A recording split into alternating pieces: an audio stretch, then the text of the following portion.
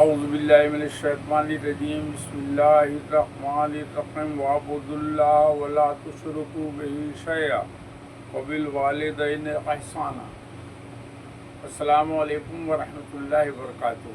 اللہ پاک نے سورہ نساء کی آیت نمبر 36 میں ارشاد فرمایا کہ اللہ نے حکم دیا کہ اللہ کے ساتھ کسی کو بھی شریک نہ کرو اور اپنے ماں باپ کے ساتھ حسن سلوک کرو۔ یعنی اللہ تعالیٰ نے پورے انسانوں کو ایک چارٹ دے دی کہ تمام انسانوں سے بھلائی کرو۔ کس کس سے بھلائی کرو؟ سب سے پہلے اللہ نے فرمایا کہ میری عبادت کرو اور اس میں کسی کو شریک نہ کرو۔ سب سے پہلے اپنے ماں باپ کے ساتھ بھلائی کرو، اپنے رشتہ داروں کے ساتھ بھلائی کرو، اور یتیموں اور محتاجوں کے ساتھ بھلائی کرو، اور پاس کے اور دور کے پڑوسیوں سے بھلائی کرو، اور اپنے کروٹ کے ساتھ ہی اگل بغل بیٹھنے والوں کے ساتھ بھی بھلائی کرو، اور اپنے نوکر اور باندیوں کے ساتھ بھی اچھا سلوک کرو۔ اور اللہ پاک نے فرمایا ان اللہ لا يحب من کان مختالا فخورا۔ اللہ پاک نے ارشاد فرمایا کہ بے شک اللہ پسند نہیں فرماتا کسی بڑائی ماننے والے کو اور اترانے والے کو۔ یعنی ناجین اللہ نے حکم دیا کہ اللہ سے اچھا رشتہ رکھو اور اس کی مخلوق سے بھی اچھا رشتہ رکھو، اور اللہ سے اور اس کی مخلوق سے محبت کرو۔ آپ ارشاد فرماتے ہیں خیر الناس من ينفع الناس۔ آپ صلی اللہ علیہ وسلم نے ارشاد فرمایا کہ تم انسانوں میں بہتر انسان وہ ہے جو تمام انسانوں کو فائدہ پہنچائے۔ آپ صلی اللہ علیہ وسلم نے ارشاد فرمایا من یحرم الرفق فقط یحرم الخیر کلہ۔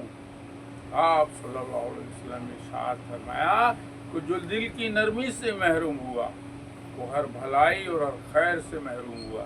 یعنی سب سے پہلے انسانی ہمدردی ہونا چاہیے۔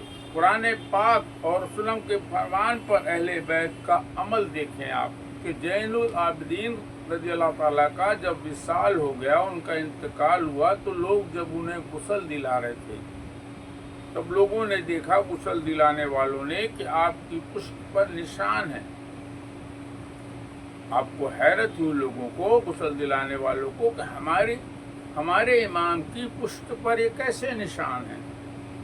تبھی آپ کے پاس میں کھڑے ان کے پڑوسی، امام کے پڑوسی رونے لگے اور کہنے لگے رو رو کر کہ جب ہم رات میں سوتے تھے تو ہمارے گھروں میں کوئی راشن کی بوریاں ڈال دیا کرتا تھا، لیکن جب سے ہمارے امام زین العابدین رضی اللہ کا انتقال ہوا ہے ہمارے گھروں میں چولہا نہیں جل رہا ہے، لہٰذا یہ نشان ہمارے امام کو کی پشت پر بوریاں اٹھانے کی ہیں۔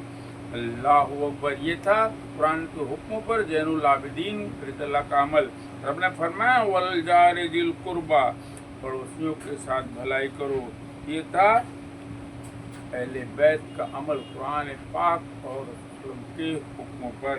یعنی اہل بیت قرآن پاک اور رسول صلی اللہ علیہ وسلم کی پیروی کرتے تھے۔ اللہ سے، اہل بیت سے محبت کرنے کا حکم الشورى کی آیت نمبر میں اللہ پاک نے اہل بیت سے محبت کرنے کا حکم دیا۔ رب نے فرمایا قُل لَا أَسْأَلُكُمْ عَلَيْهِ أَجْرٍ إِلَّا الْمَوَدَّةَ فِي الْقُرْبَى۔ اللہ پاک نے فرمایا کہ آپ وسلم فرما دیں کہ میں تم سے اس قرآن پر کوئی اجرت نہیں مانگتا، اس تبلیغ پر، ہاں مگر اپنے قرابت والوں کی، اپنے رشتہ داروں کی محبت مانگتا ہوں۔ اور اسی آیت میں سورہ شورى کی آیت نمبر 23 میں رب نے فرمایا اللہ اپنے ان بندوں کو خوشخبری دیتا ہے جو ایمان لائے اور اچھے عمل کرے، اور رب نے فرمایا کہ وسلم فرما دے کہ اس قرآن پر تم سے کوئی اجرت نہیں مانگتا مگر اپنے قرابت والوں کی محبت مانگتا ہوں، اور فرمایا رب نے اور جو نیک عمل کریں ہم ان کے لیے اس میں زیادہ دیں گے، بے شک اللہ بخشنے والا اور قدر فرمانے والا ہے۔ المحب محبت الحبیبہ۔ ناجین، محبت اپنے محبوب کی پیروی کا نام ہے۔ اگر ہم اہل بیت سے سچی محبت کرتے ہیں تو ہماری زندگی ان کی پیروی میں گزرنا چاہیے، تب ہم اپنے دعوے میں قیامت میں سچے مانے جائیں گے۔ اگر ہم نے اللہ اور رسول صلی اللہ علیہ وسلم کی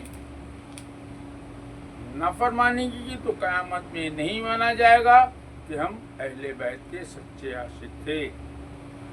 آپ صلی اللہ علیہ وسلم فرمایا بالصدق، آپ صلی اللہ علیہ وسلم فرمایا کہ ہمیشہ سچ بولو، اور اللہ پاک نے ارشاد فرمایا وَاجْتَنِبُوا قَوْلَ الزُّورِ، رب نے فرمایا اور جھوٹ بولنے سے بچو، اور تو پھر رب نے فرمایا لعنت اللہ علی الکاذبین، اور جھوٹوں پر تو اللہ کی لعنت ہے۔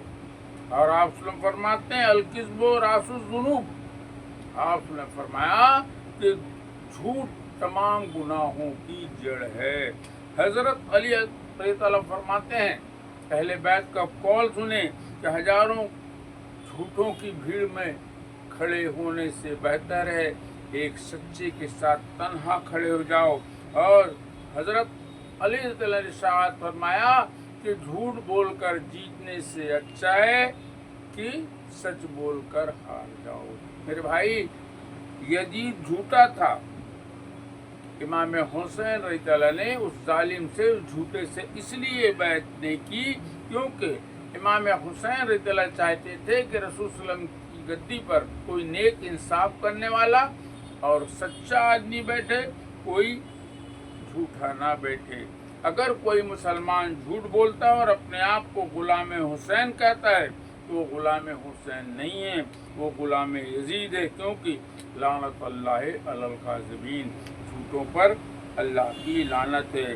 جھوٹ بولنے والوں کے پاس سے فرشتہ 1 میل دور چلے جاتا ہے جھوٹ کی بدبو سے۔ اہل بیت کے سچے عاشق بنیں۔ الحب و محبت الحبیبہ کو یاد رکھیں کہ محبت اپنے محبوب کی پیروی کا نام ہے۔ یہ نہیں ناظرین، اکثر مسلمان لوگ سال کے 10 دن تو یاد حسین مناتے ہیں اور سال کے 11 مہینہ 20 دن گناہوں میں لگے رہتے ہیں اور اللہ رسول کی نافرمانی کرتے ہیں، جیسے نماز چھوڑنا، جھوٹ بولنا، اور محرم میں سواری اٹھانا، شیر بننا، ناچنا، ڈھول بجانا، یہ سب بے حیائی اور گناہ کے کام ہیں۔ آپ اہل بیت کے سچے عاشق بنیں اور گناہوں سے توبہ کریں تاکہ قیامت میں جب ہماری ملاقات اہل بیت اور رسول صلی اللہ علیہ وسلم سے ہو تو ہمارے امام حسین رضی اللہ کہہ دیں اور اہل بیت کہہ دیں یہی ہمارے سچے عاشق ہیں۔ آپ صلی اللہ علیہ وسلم فرماتے ہیں کہ الکذب راس الذنوب، آپ صلی اللہ علیہ وسلم فرمایا کہ جھوٹ تمام برائیوں کی جڑ ہے۔